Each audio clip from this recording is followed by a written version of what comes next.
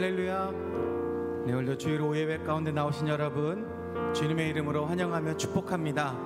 옆에 계신 분에게 이렇게 하면 인사합시다. 힘을 냅시다. 이렇게 인사하겠습니다. 네, 힘을 냈습니다. 네, 아멘. 청고마비의 계절이 돌아왔습니다. 청고마비의 계절이라는 자고로 이 시간에 가장 졸릴 때가 왔다는 그런 의미죠. 네, 많이 날씨의 영향을 많이 받는 그런 시기입니다. 우리가 비록 또 오후 예배 가운데 많이 또 졸릴 수밖에 없는 그런 시간대인 것 같아요. 우리가 졸릴지라도 우리 주님의 품 안에서 졸다가 깨어나서 또 하나님의 은혜를 먹는 그런 시간이 되기를 소망합니다. 아멘. 우리 그러한 의미로 다시 옆에 분에게 이렇게 인사할까요?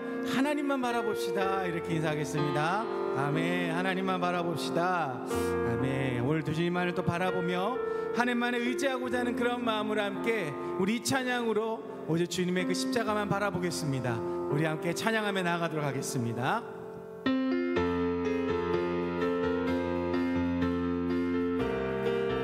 거친 세상에서 실패하거든 그 손 못 자국 만져라. 고된 일 하다가 힘을 얻으리 그 손 못 자국 만져라. 그 손 못 자국 만져라. 그 손 못 자국 만져라. 주가 널 지키며 인도하시리. 그 손 못 자국 만져. 내가 어둠 속을 그럼에도 그 손 못 자국 우리 주님만 바라봅시다. 참 평안을 내게 주시니 그 손 못 자국 만져라. 그 손 못 자국 만져라. 그 손 못 자국 만져라.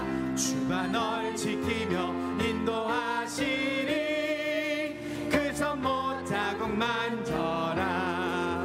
내가 부활의 주 따라가려면 그 손 못 자국 만져라. 내가 주 안에서 길이 살리라. 그 손 못 자국 만져라. 그 손 못 자국 만져라. 그 손 못 자국 만져라. 주가 널 지키며 인도하시리. 그 손 못 자국 만져라. 내가 죄악의 짐 무거울 때에 그 손 못 자국 만져라. 마음 문 열고서 주를 모셔라. 그 손 못 자국 만져라.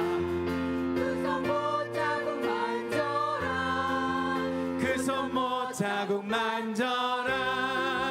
주가 널 지키며 인도하시리.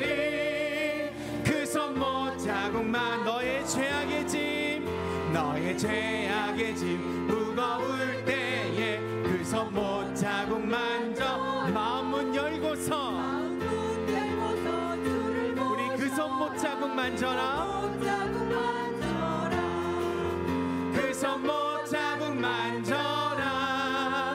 그 손 못 자국 만져라. 주가 널 지키며 인도하시리. 그 손 못 우리 그 손 못 자국 만질 때 이런 일이 역사합니다.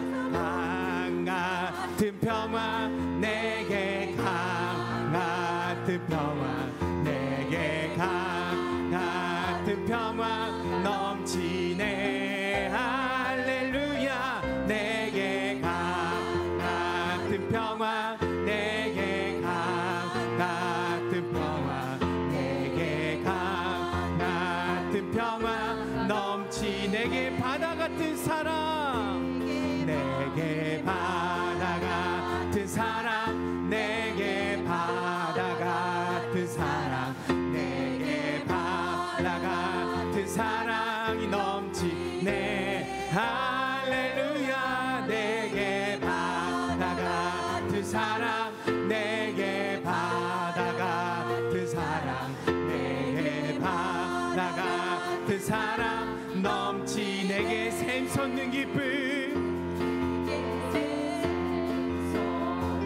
내게 샘솟는 기쁨 내게 샘솟는 여러분 믿으신다면 다 같이 할렐루야 할렐루야 내게 샘솟는 기쁨 내게 샘솟는 기쁨 내게 샘솟는 기쁨 우리 이번에는 내게 믿음 소망 사랑 내게 믿음 소망 사랑 내게 믿음 소망 사랑 내게 믿음 소망 사랑 넘치네 할렐루야 내게 믿음 소망 사랑 내게 믿음 소망 사랑 내게 믿음 소망 사랑 우리 한 번 더 고백할까요? 내게 강 같은 평화 내게 강 같은 평화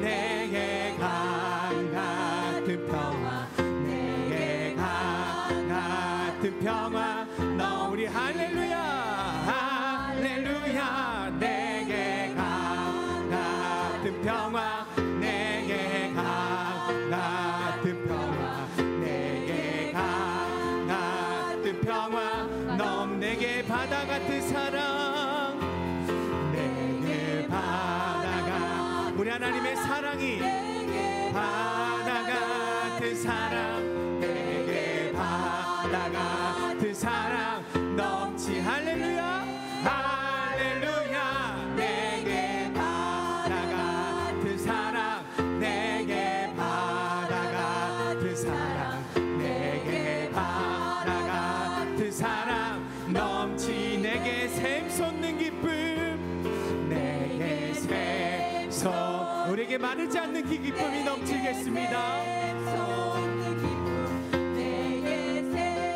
솟는 기쁨이 넘치 할렐루야 할렐루야 내게 샘솟는 기쁨 내게 샘솟는 기쁨 내게 샘솟 우리 마지막으로 내게 믿음 소망 사랑 내게 믿음 소망 사랑 내게 믿음 소망 사랑 내게 믿음 소망 사랑 넘치네 할렐루야 내게 믿음 소망 사랑 내게 믿음 소망 사랑 내게 믿음 소망 사랑 넘치네 할렐루야 우리 주님께 우리 영광의 박수 올려드리며 나아가겠습니다 아멘 아멘 우리가 주님만을 바라볼 때 우리 주님의 그 못자국 난 손 그 못자국을 만질 때 우리의 삶 가운데 강 같은 평화와 샘솟는 기쁨과 정말 하나님의 크신 은혜가 우리 가운데 넘칠 줄로 믿습니다 우리가 이런 고백으로 함께 우리 할렐루야를 외쳤죠 우리가 그렇게 될 줄로 믿습니다라는 그러한 고백을 우리가 함께 했습니다 우리 시간 그 하나님께로 나아가기 소망합니다 그 은혜가 풍성한 하나님의 품으로 우리가 이 시간 한 걸음 한 걸음 나아갑시다 내 주의 은혜 강가로 저 십자가의 강가로 내 주의 사랑 있는 곳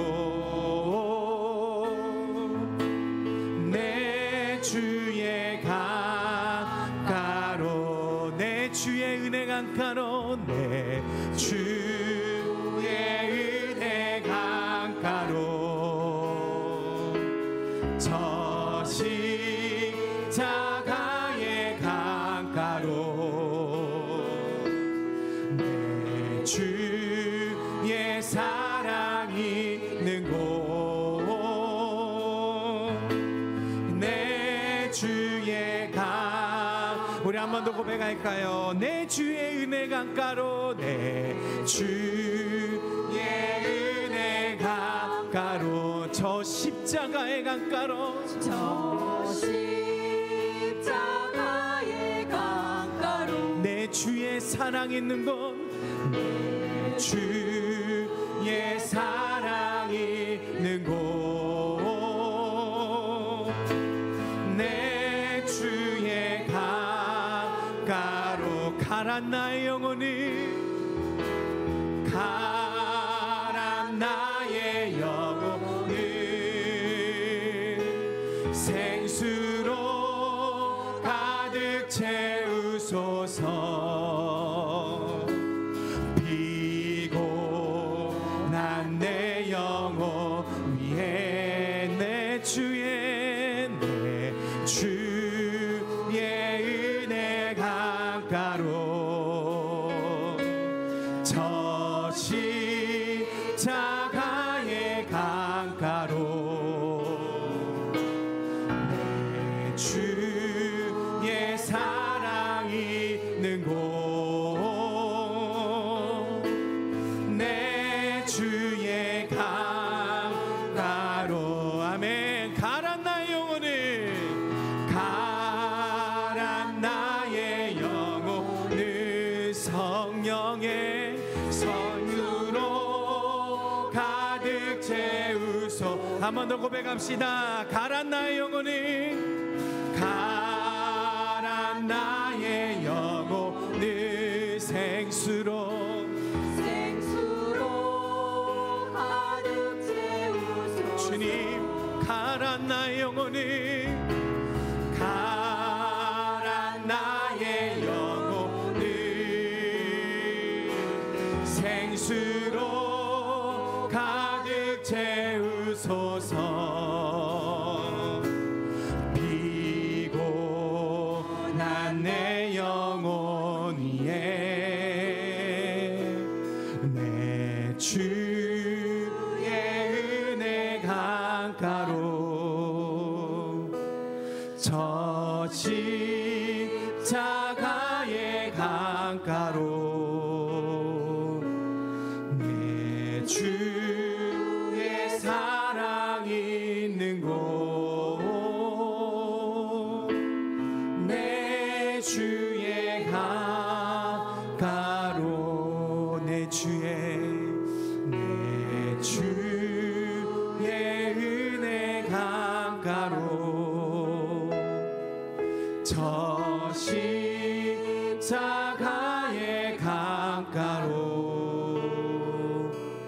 내 주의 사랑이 있는 곳, 내 주의 강가로. 두 손 들고 찬양합니다. 다시 오실 왕 여호와께 오직 주만이 나를 다스리네. 두 손 들고 찬양합니다. 두 손 들고 찬양합니다. 다시 오실 왕 여호와께 오직 주만이 나를 다스리네. 아멘. 우리 고백하며 나아갈까요? 나 주님만을 섬기리. 헛된 마음 버리고 성령이여 내 영혼 충만하게 하소서. 주님 앞에 내 생명 드리리라.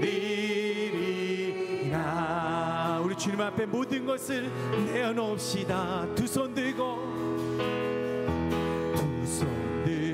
찬양합니다. 다시 오실 왕 나의 여호와께 오직 주만이 나를 다스리네. 아멘. 두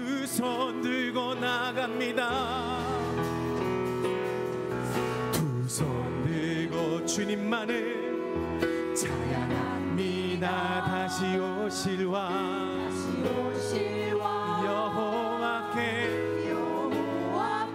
오직 주만이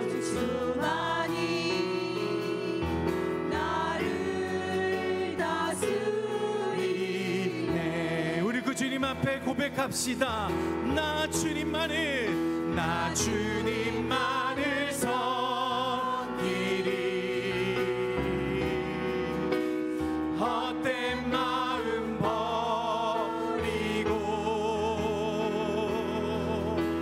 성령의 연애 영혼 충만하게 하소서. 나 주님만을 섬기리.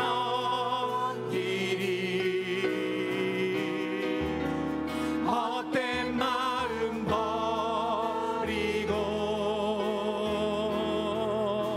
성령의 연애 영혼 충만하게 우리 한 번 더 간절한 마음으로 고백합니다. 나 주님만을 섬기리. 헛된 마음 버리고 헛된 마음 버리고 오직 성령이여 내 영혼 충만하게 우리 한 번 더 고백합시다. 나 주님만을 섬기리. 헛된 마음 버리고 성령이여 내 영혼 충만하게 하소서. 주님 앞에 내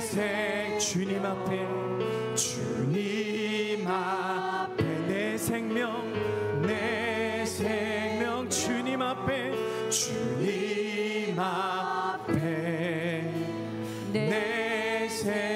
주님 앞에 주님 앞에 내 생명 드리리라.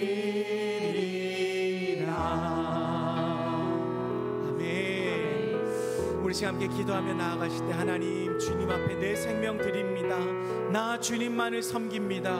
헛된 마음 버리고 오직 성령이여 내 마음 가운데 임하셔서 아버지 내 안에 임재하시고 날마다 내 안에 거하여 주시옵소서.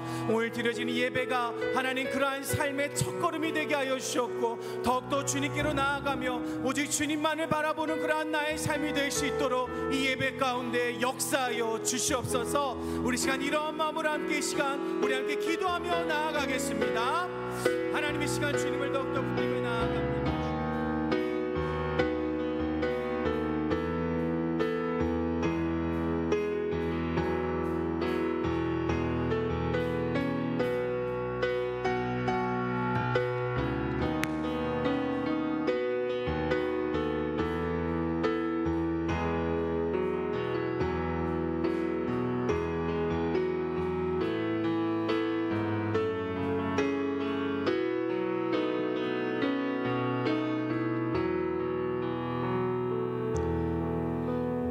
시간을 구별하여서 함께 모였습니다. 두세 사람이 예수님의 이름으로 모인 곳에 함께 계시겠다고 하신 그 약속을 오늘도 지키시는 줄로 믿습니다. 오늘 오후 짧은 시간이지만 우리가 함께 하나님 앞에 다시 예배할 때 우리 한 주간의 삶의 순간순간이 예배로 연결되어지고 이어질 줄로 믿습니다. 우리의 삶을 붙드시고 사용하시옵소서. 감사드리며 살아계신 예수님의 이름으로 기도드립니다. 아멘. 더운데요? 그쵸? 덥죠? 저만 저 내복 안 입은 저만 덥습니다. 같이 우리 올 한 해 동안 부르고 있는 노래 예수 같이 부를까요?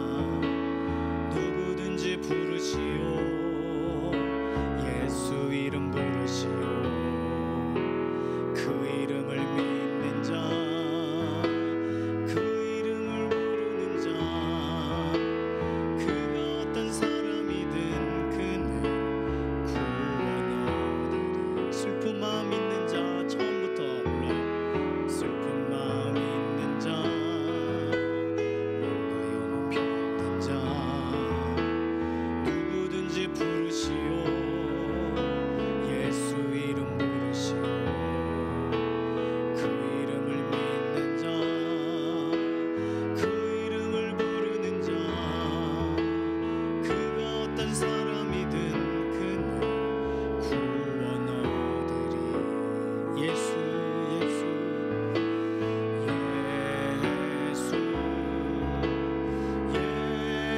예수 능력의 그 이름 예수 나 외쳐 부르네 예수 예수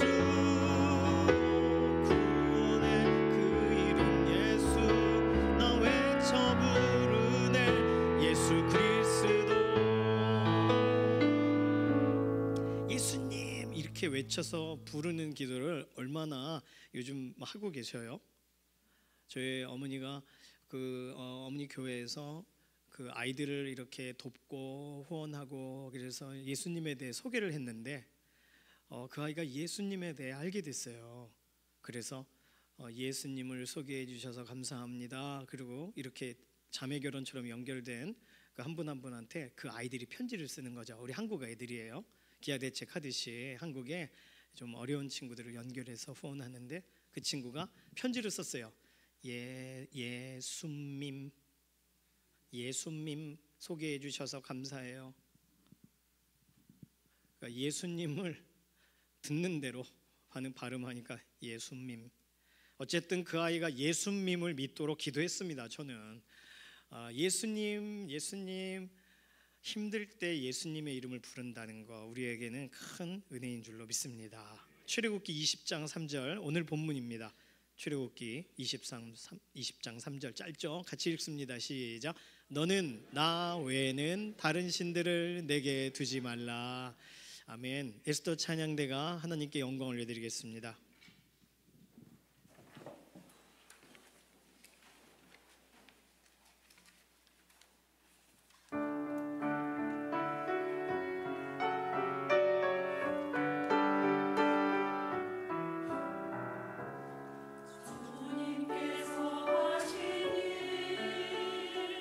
놀라워 그 어느 것 하나도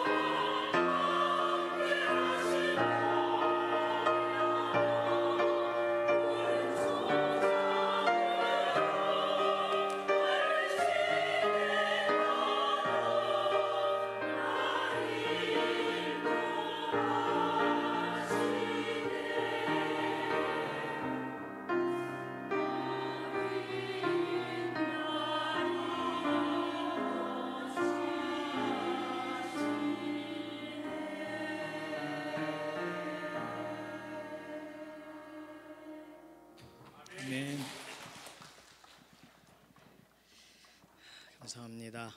사회 정의에 대한 기독교인의 12가지 질문이라고 해서 오늘부터가 첫 번째 질문이 들어가요. 우리 자신에게 질문을 해보자는 거예요. 첫 번째 질문은 사회 정의라고 할 때 하나님과 연관된 질문을 우리 자신에게 해보냐는 거죠. 세상에서 정의에 대해서 말할 때 일단 불의를 타도하는 것을 기본으로 하고 있습니다. 좋죠. 불의가 세상에 넘치는데 정의를 세운다는 건 얼마나 이 제자리로 제대로 돌아가게 하려고 하는 노력이 되겠습니까? 좋은 일이에요. 경제적인 불의가 있죠. 관계적인 불공정이 있죠. 인종적인 불의가 있습니다. 여러 가지 주제를 적용해 볼 수가 있는데, 그런데 그런 많은 얘기를 해도 그분들이 한 가지 얘기를 안 하는 게 있습니다. 그것은 하나님께서 말하시는 정의에 대해서 인간의 관점으로 지속적으로 받지를 않는다는 거예요. 반영하지를 않아요. 그래서 하나님이 정의의 하나님, 공의의 하나님이다 그러면 그 하나님을 의지하거나 그 하나님을 우리의 삶의 자리에 초청하거나 하나님께 맡기거나 이런 것이 아니라 그 하나님은 어디 계시냐 이거예요. 정의의 하나님은 어디 계신 거야? 이 정도 상황이 이렇게 될 때까지 뭐 하시는 거야? 그래서 결론적으로 하나님은 불의하셔 이렇게 생각한다는 거예요. 누군가가 죄를 짓고 그걸 가만히 내버려 두셨으니 하나님은 공범이다. 그로 하나님은 불의하시다. 이렇게 정의를 내려요. 삐뚤어진 시각인데도 사람들이 아유 그런 얘기하면 안 돼. 우리가 죄를 졌잖아. 하나님은 죄가 없으셔. 이렇게 변호하는 사람이 없습니다. 그리고 아유 우리 그런 얘기하면 천벌받지. 이렇게 말하고 회개하려고 하는 사람도 많지 않아요.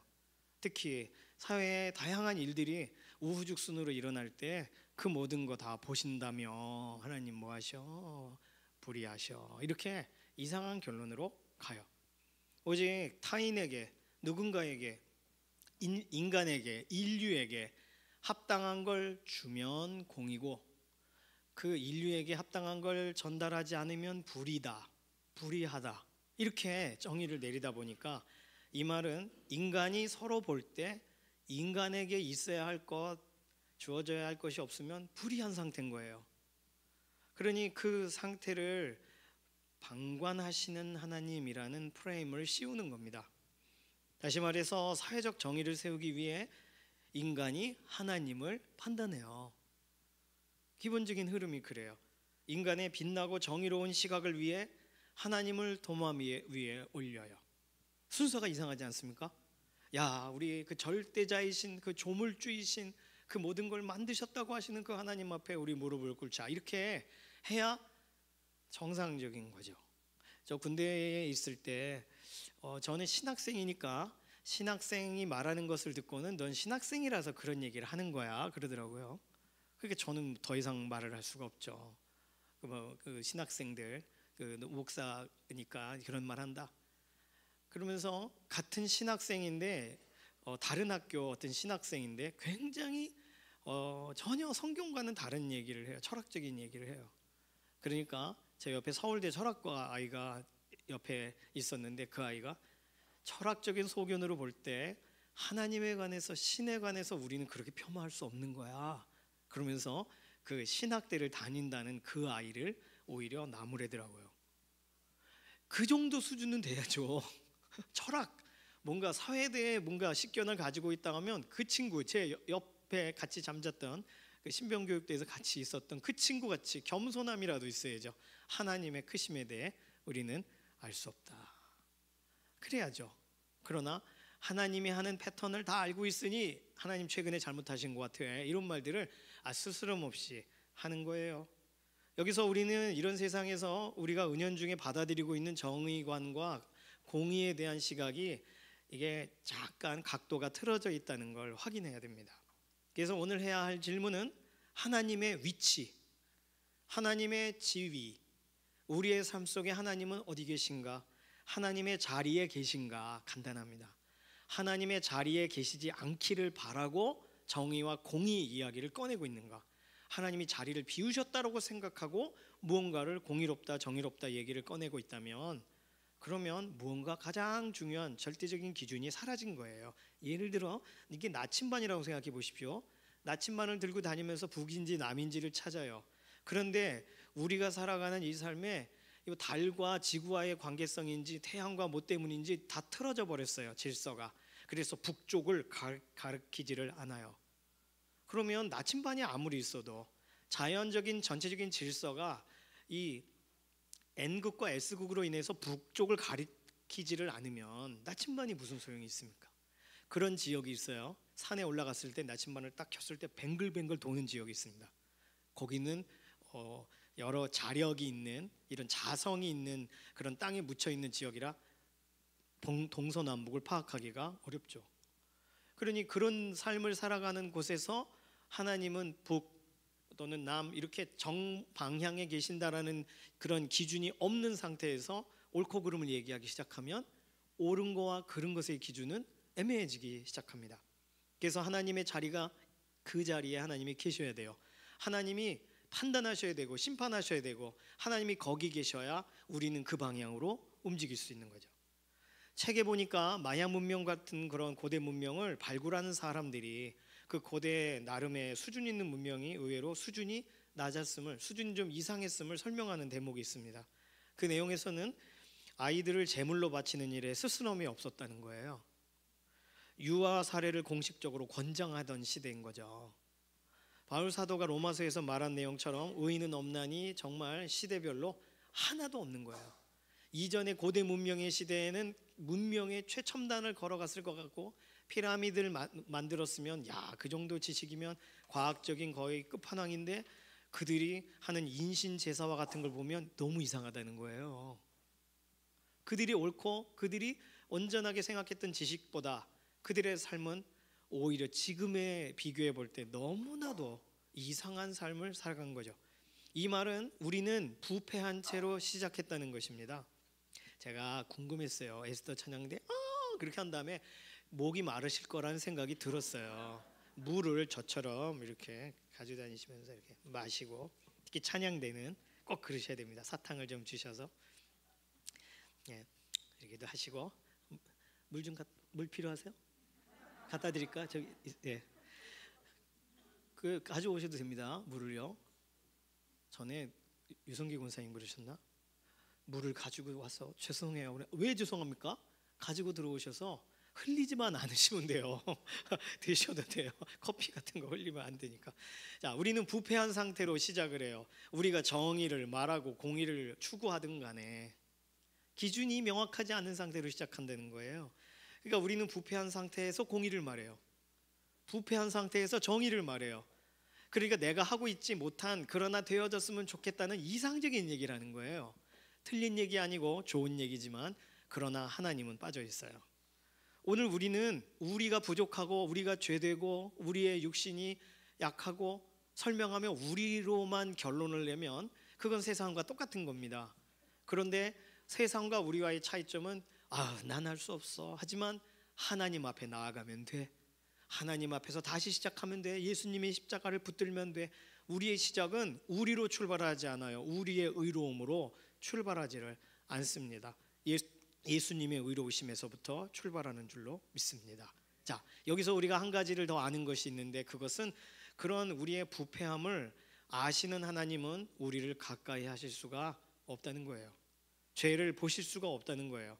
우리가 아무리 논리적으로 이렇게 해서 갚을게요 라고 해도 믿을 수가 없는 사람이 된 것처럼 하나님이 우리를 대해서 한 번 더 참아주시고 참아주시는 것으로는 우리가 더 아름다워지고 더 소위 거룩해지고 정의로워지지 않는 거예요. 우리는 기준이 필요해요. 그래서 하나님이 그 자리에 계셔야 됩니다. 하나님의 자리를 인정하는 것이 공의와 정의의 첫 시작이에요.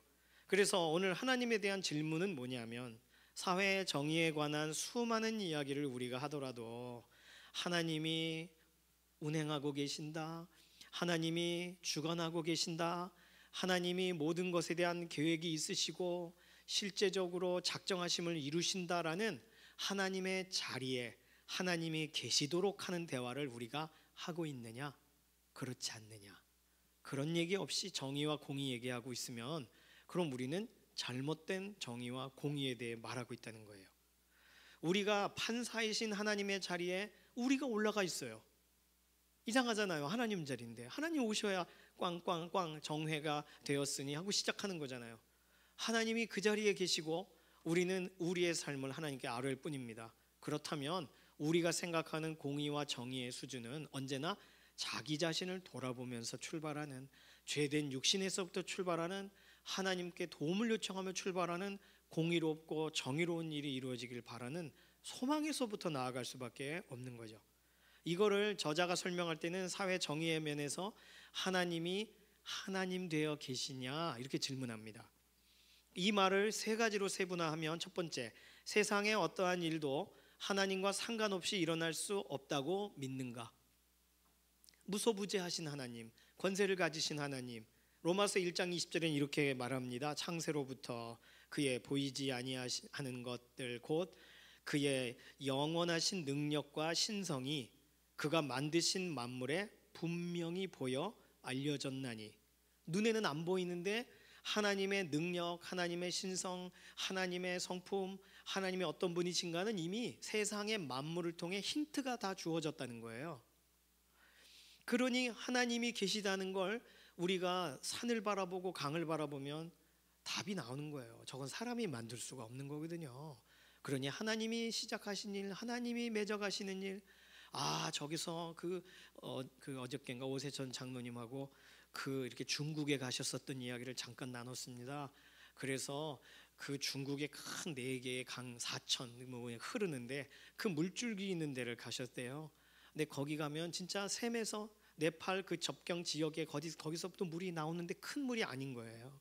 거기서부터 출발해요. 그런데 모이면서 큰 바다로 향해 나아갑니다.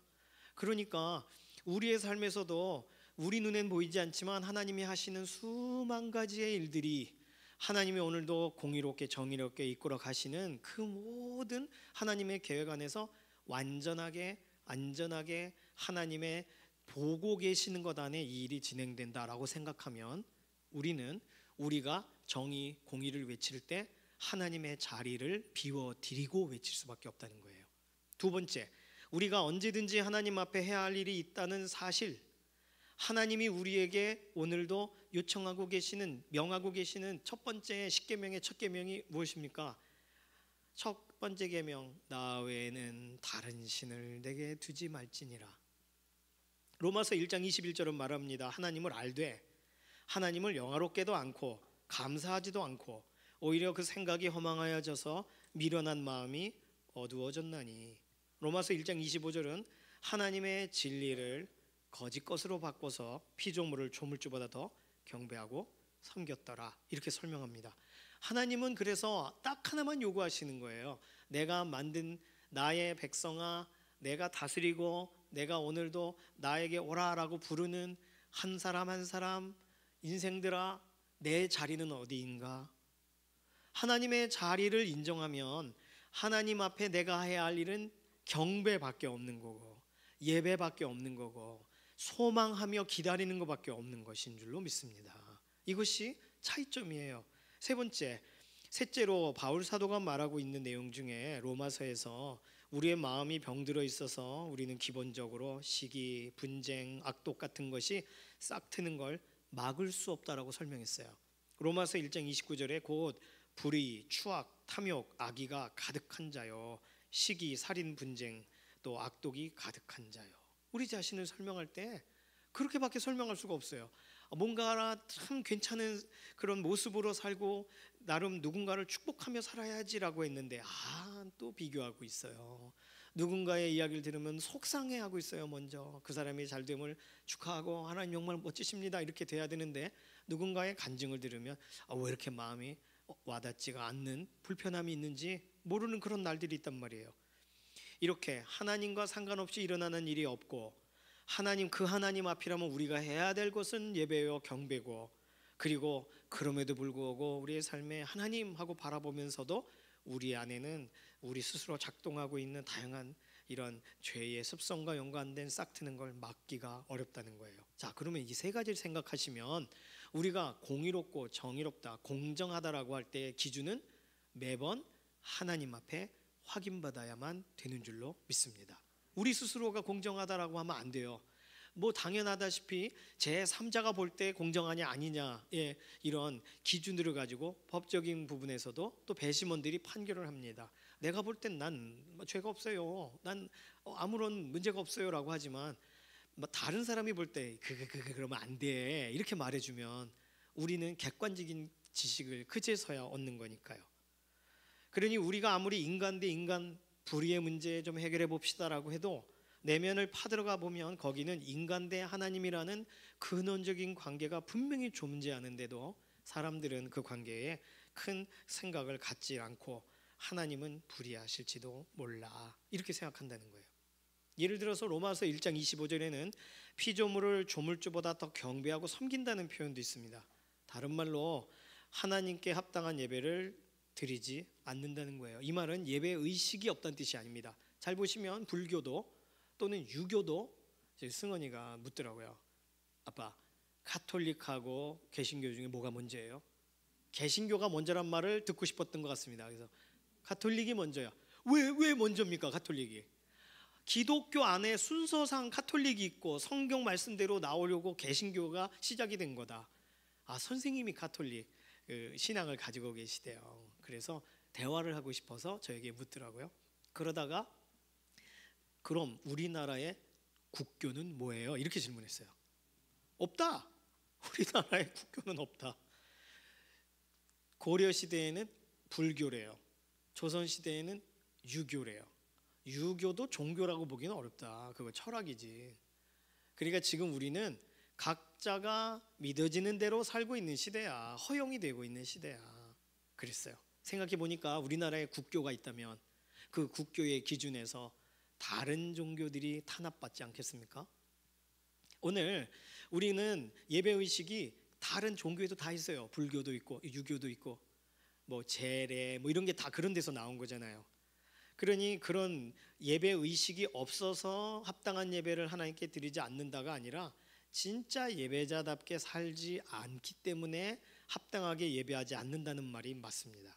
사람과 사람끼리 만나면 언제나 예배자로 하나님을 함께 바라보는 사람이 아닌 경쟁자로 서로 바라봐요. 그래서 사람들끼리 서로 만나면 허세를 부려요. 괜찮다고 말하고 진짜 아픈데 괜찮습니다. 그리고 막. 그러니 하나님 앞에 우리가 하나님을 예배한다라고 할 때는 예배하는 사람들끼리는 투명하고 솔직하고 정직할 필요가 있죠. 하나님 예배하면서 서로 사람과의 관계 안에서 나는 정말 무흠하고 정말 아무것도 문제가 없는 것처럼 행동한다면 그 예배자가 아니잖아요. 예배자는 나는 정말 죄인이로 소이다. 그게 우리가 결국은 예배하고 예배할 때 경험하는 마지막 지점은 낮아짐의 지점이 아니겠습니까? 하나님이 높아지시고 높아지시는 곳에 있는 사람들은 자기 자신도 높아지는 게 아니잖아요. 그래서 분명 하나님을 예배하는 일에 가치를 두고 싶어 하면서도 하나님을 예배하는 사람으로서 할 수 없는 습관적인 행동에 묶여 있기도 합니다. 예를 들어 전도 대상자인 또 다른 문명의 비지식인들, 원주민들이라고 말해도 되겠죠. 그 원주민들을 노예로 삼고 점령하는 불의한 행동을 해요. 그게 스페인 믿는 사람들이 했던 행동이에요. 너희는 가서 땅 끝까지 이르러 노예를 삼으라. 성경에 그렇게 써 있지가 않습니다. 그런데 갈 수 있는 대로 다 가요. 다 나름의 신앙을 가진 사람들이. 그렇죠? 영국, 프랑스, 스페인 다 종교적이지 않았습니까? 다 나름의 카톨릭 신앙을 갖든 개신교 신앙을 갖든 선교로 와서 우리나라에도 서강대학이라고 있죠.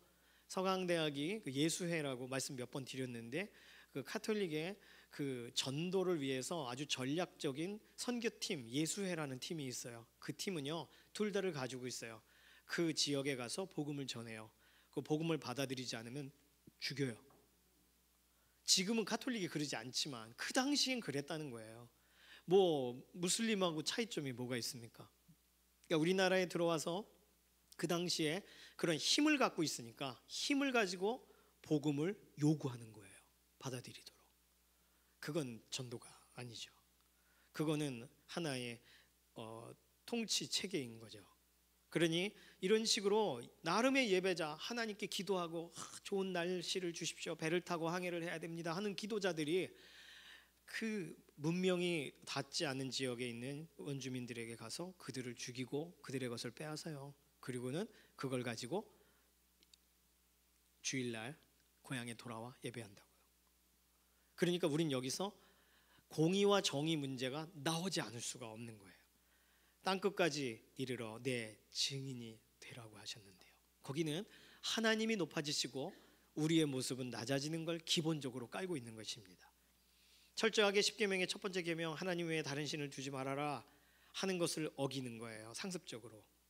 출애굽기 20장 3절은 말합니다. 너는 나 외에는 다른 신들을 내게 두지 말라.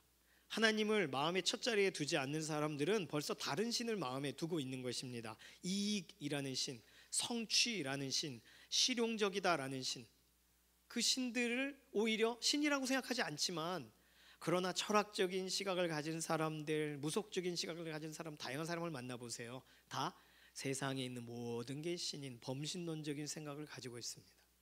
오늘 우리는요, 우리 자신에게 한 가지 질문을 하자는 거예요.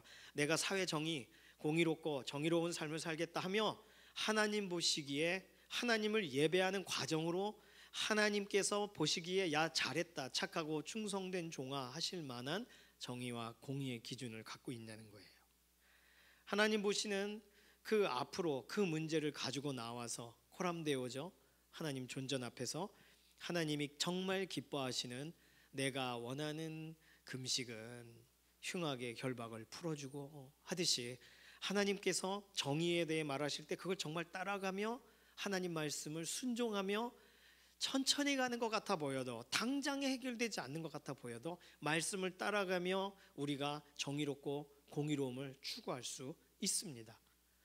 링컨 대통령이 남북 관련돼서 실제로 노예 제도를 해방하는 것과 얘기해서 대화할 때 남쪽에 있는 사람들은 그걸 기뻐하지 않았어요. 이유는 당장에 노예를 해방하는 순간 이익이 떨어지거든요. 그래서 이 문제에 대해서 남쪽이 타협안을 제시했다고 합니다. 그런데 링컨 대통령은 거절했다는 거예요.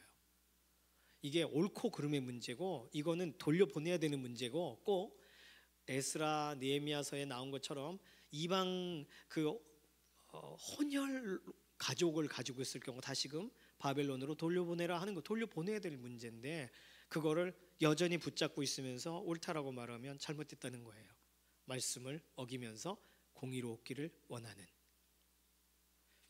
오늘 우리는 우리 자신에게 그래서 내가 사회 정의를 위해서 추구한다, 일한다 하며 정말 하나님이 기뻐하시는 일을 하는가? 하나님 보시기에 하나님 존전 앞에 정의로운가? 그렇지 않다면 우리의 정의관과 공의관을 수정을 해야 됩니다.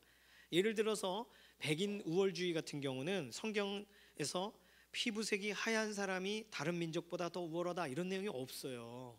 그것에 대한 잘못된 해석이 셈, 함, 야벳 종족에 관련된 설명을 하며 그 노아가 이렇게 포도에서 난 열매를 먹고 취해 있을 때 아버지 하체를 본 함은 저주를 받고 그래서 흑인은 저주를 받아야 되고 노예가 돼야 된다라고 설명하는 건 그건 상당히 잘못된 적용이 됩니다. 가스실에 유대인을 밀어넣은 나치의 당원들 이스라엘의 성지순례를 갔더니 거기서 설명할 때 가이드분이 그러시더라고요. 나치 그러니까 독일이 하나 되었을 때가 기독교적으로 하나 됐다는 거예요. 그래서 유대인 다시 말하면 예수님을 십자가에 못 박은 사람들을 다 잡아 죽이기 시작했다는 거예요. 물론 정치적으로 또는 잘못된 이런 좀 방향으로 흘러가서 뭐 지금 말할 수 없는 히틀러 하면 뭐 말할 수 없는 그런 악인이지만 시작은 달랐다는 거예요. 그것도 히틀러를 뽑을 때 민주적으로 뽑았다는 거예요. 그러니까 그런 얘기들을 쭉 들으면 당황스럽습니다. 민주적으로 최선을 다해 우리가 가장 생각을 모아서 했는데 그게 잘못된 방향이에요. 그러니 공의와 정의라는 것을 생각할 때 얼마나 문제가 됩니까? 성지순례를 갔는데 어떤 학생 한 명이 저에게 말했어요. 그 이스라엘 와서 성지순례 하지만 전 가자고 해서 왔지만 이 사람들은 죽어야 되는 거 아닌가요? 그 예수님이 빌라도 앞에서 그럴 때 그 죄를 우리에게 돌리시오 라고 말한 대로 지금 당하고 있는 거 아닌가요? 잘된 거 아닌가요? 그래서 그 성지순례 팀원 절반과 그 형제가 가지는 생각 그 팀이 나눠져서 성지순례 때 굉장히 논쟁이 있었습니다. 청년들을 데리고 가면서 일어났던 일이에요. 결국은 그게 아니구나, 내가 잘못 생각했구나 돌이켰지만, 아즈텍 문명을 붕괴시킨 스페인 사람들 다 카톨릭 신자들이었습니다. 그런데 그 사람들은 황금과 권력을 숭배했다는 거예요. 그러니 공의롭고 정의로운 것은 한물 건너간 거죠. 최근 이런 예화로 맞춰집니다. 에디라는 목사님이 한국에서 목회를 하셨어요. 모든 것이 잘 되고 좋으셨다고 합니다.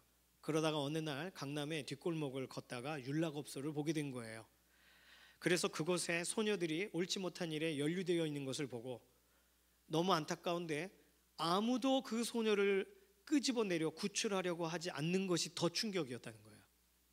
그래서 이 에디 목사님은 교회가 그 일을 해야 되는구나 확신을 하게 됐고, 마태복음 보다가 사회의 취약계층의 사람들을 돌보신 예수님에 대해 읽고 하나님의 성품과 그분의 명령을 본받아 에디 목사님과 속해 있는 교회는 15살짜리 소녀를 구해내는데 실제적으로 그 일에 도움을 주게 되었다는 것입니다. 교회는 성매매 산업에서 살아남은 여성들을 위한 그리스도 중심의 돌봄 시설을 열게 되었고, 그때 그 사람들이 왜 우리를 도와주시나요? 라고 하면 우리는 너를 사랑하고 돌보는 이유가 하나님께서 너를 그렇게 사랑하시기 때문이란다. 너를 향한 하나님의 사랑은 우리 사랑보다 한없이 크셔. 그걸 알려주려고 이 일을 하고 있는 거란다. 그렇게 말했다고 합니다. 에디 목사님의 교회가 정의에 대한 성경의 명령에 순종하면서부터 하나님께서는 그 교회가 인신매매와 이방에 관한 15가지 법률을 실질적으로 우리나라의 법률을 개정하는데 중요한 입안하는 그런 힘쓰는 역할을 하게 하셨다는 거예요. 하나님의 열심을 본받아서 그들에게 하나님의 사랑을 보이는 섬김을 하게 되었다는 것입니다. 그 에디 목사님이 글의 마지막에 이렇게 말을 해요. 어떻게 보면 정의라는 말은 우리 시대의 최신 유행처럼 보이지만 정의는 유행이 아닙니다.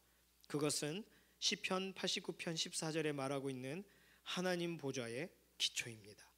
시편 89편 14절은 의와 공의가 주의 보좌의 기초라 그렇게 쓰여 있어요. 하나님의 보좌, 그러니까 그 보좌 위에 계신 분은 우리가 일생 동안 영광을 돌리며 사랑하며 따라야 할 분이십니다. 우리는 계속 하나님께 합당한 것을 드리며 예레미야 7장 5절처럼 참으로 이웃들 사이에 정의를 행하며 살아가야 되겠습니다. 그 책에 글로 그렇게 설명하고 있어요. 오늘 첫 번째, 하나님을 예배하며 하나님이 계셔야 되는 그 위치에 계시도록 잊어버리지 않고 하나님 그곳에 계십니다 인정하면서 나를 통해 하나님의 정의로운 공의로운 그 물줄기가 흘러가는가, 이걸 우리가 우리 자신에게 질문해 보자고 말씀을 드렸습니다.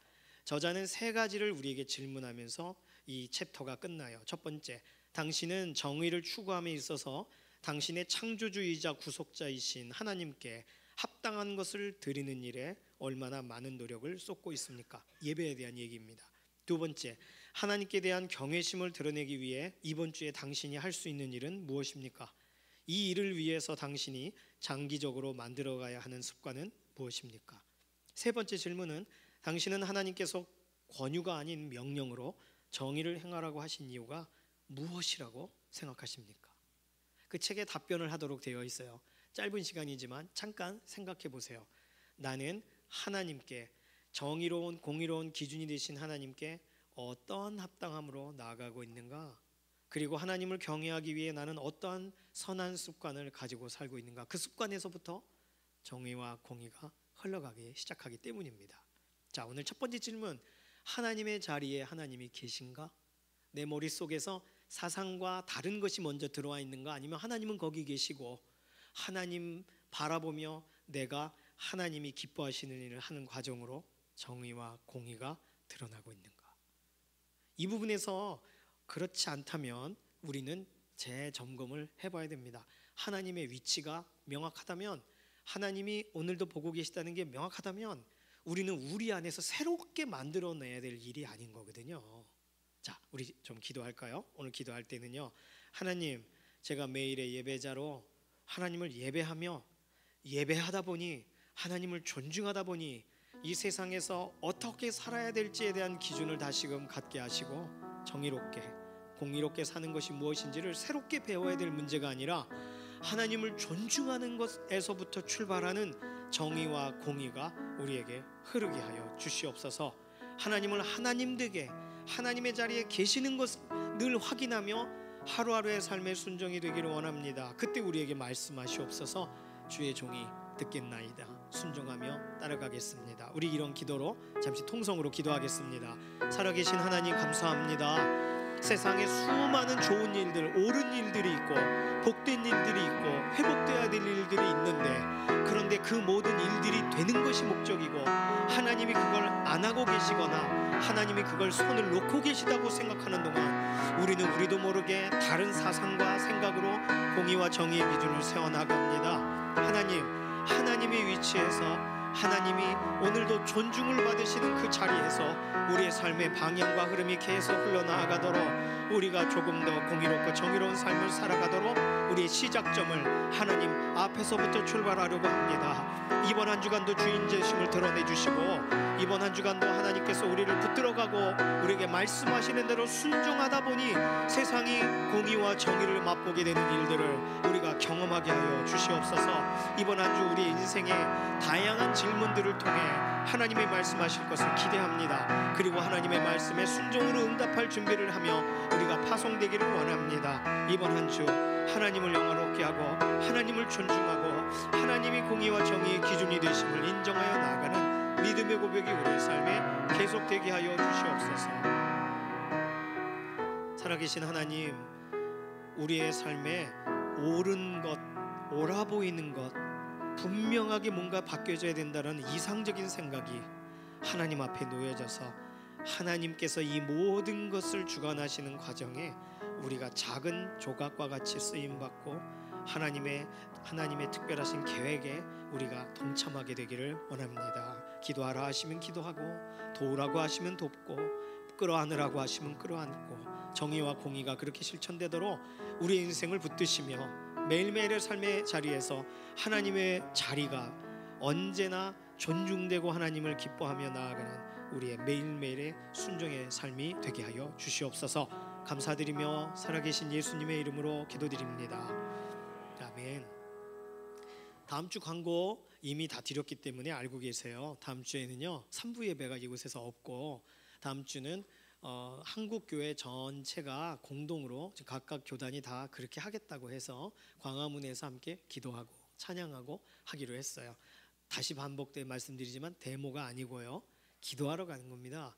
그래서 다음 주에는 2부 예배가 12시에 맞춰지는 걸 목표로 하고 있습니다. 12시에 마치자마자 밥을 드시고 그 다음에 조금 교제하고 나누시다가 1시에 지하철 타고 광화문으로 이동하도록 하겠습니다. 그래서 3부 예배 혹시 오후에만 참석하실 수 있는 분들은 가능하시다면 광화문에서 같이 만나면 더 좋겠어요.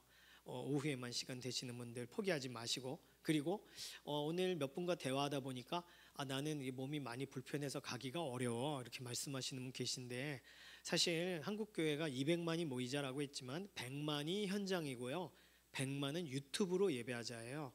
그래서 이 부분에 관해서 제가 그 주소를 알게 되면은 다음 주 주일날 남선교 여성교 총회장님 또 전도사님 통해서도 그렇고, 만약 주보에 표기를 할 수 있다면 그 링크를 표기를 해드려서 그 시간에 같은 시간 가정에서든 아니면은 또 이동하시는 시간이든 함께 찬양하고 기도하는 자리에 함께 해주시는 것, 그것이 또 200만이 400만이 되고 1000만이 되는 거 아니겠습니까? 기도의 날로 삼는 게 중요해요. 포기하지 마시고 현장을 함께 가시면 정말 좋고, 어려우시다면 알려드릴 테니까 같은 시간 유튜브로 함께 기도하시기 바랍니다. 우리 교회에서 중계를 해드리는 건 아니고 그 중계하는 그 주소가 나오게 되면 말씀을 드릴게요.